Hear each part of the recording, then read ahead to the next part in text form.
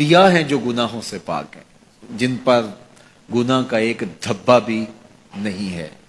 باقی گناہ میرے میں بھی ہے، گناہ آپ میں بھی ہے، لیکن اگر ہم لوگوں کے گناہ اچھالنا شروع کر دیں گے تو ہمارے بھی گناہ اچھالے جائیں گے۔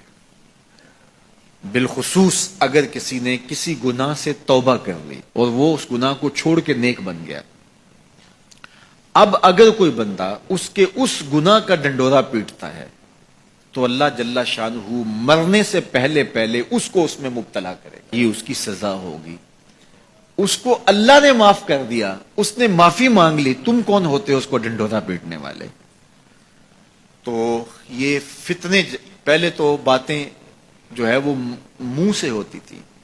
اب تو یہ جدید ذرائع ابلاغ ہیں جن میں چیزیں محفوظ ہو جاتی ہیں اور لوگ جب چاہے کسی کی تذلیل کا منصوبہ بنائیں اور اس کو ذلیل کرنے کی کوشش میں لگ جاتے ہیں۔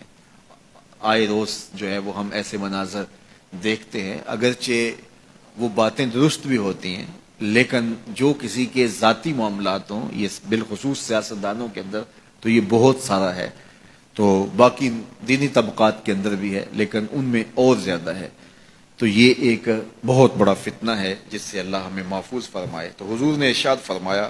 جس نے کسی مومن کی پردہ پوشی کی، کسی مسلمان کی پردہ پوشی کی، اللہ اس کا دنیا میں بھی پردہ رکھے گا، آخرت میں بھی پردہ رکھے گا۔ اور اللہ جل شانہ بندے کی مدد میں ہوتا ہے، بندہ جب تک اپنے بھائی کی مدد میں ہوتا ہے۔ جب تم اپنے بھائی کی مدد میں لگے ہوتے ہو، اللہ تمہاری مدد فرما رہا ہوتا ہے، تمہاری نصرت فرما رہا ہوتا ہے۔ اور جو کسی ایسے راستے پہ چلا جس راستے سے وہ علم حاصل کرنا چاہ رہا تھا، طلب علم کے لیے جس نے سفر کیا، اس کا مقصد تھا کوئی مجھے علم کی چیز ملے گی اور میں حاصل کروں گا۔ ایک تو وہ طلباء ہیں جو 8 سالہ، 7 سالہ، 5 سالہ، 4 سالہ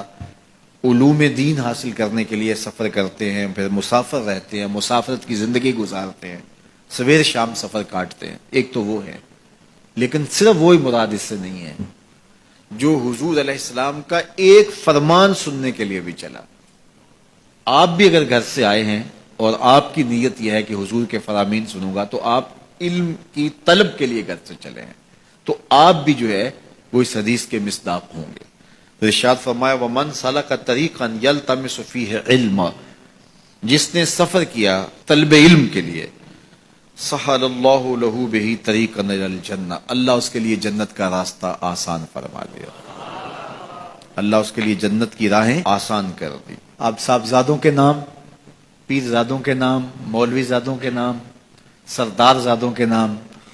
اور بڑے باپ کے بیٹوں کے نام اگلے لفظ اسی حدیث کے، جو عمل میں سست ہوا اس کا نسب اس کو تیز نہیں کرے گا۔ جو عمل میں سست ہوا تو وہ کہے کہ میں فلاں پیر کا بیٹا ہوں، میں فلاں مولوی کا بیٹا ہوں۔ دیکھو، جس نے عمل کیا، جس نے کام کیا، اس پر سکینہ بھی اترا، جس نے کام کیا اس پہ رحمات بھی اتری، جس نے کام کیا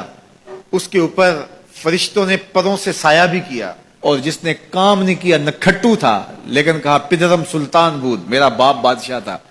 اور خود کسی کام کاج کا نہیں ہے، تو کہا جو عمل کے لحاظ سے سست ہے اس کا نسب اس کو تیز نہیں کر سکتا۔ پیر زادہ ہے ثاقب تو پھر کیا ہوا، پیر زادہ ہے ثاقب تو پھر کیا ہوا، بے عمل ہے تو سب کچھ ہی بیکار ہے۔ پھر نسبت آپ کی تو آپ کو جو ہے وہ وہاں تک نہیں پہنچا سکتی، لیکن اگر تم عمل بھی کرنے والے ہو، پھر نسبت بھی ہو کسی بڑے سے، پھر سونے پہ سہاگے کا کام ہے۔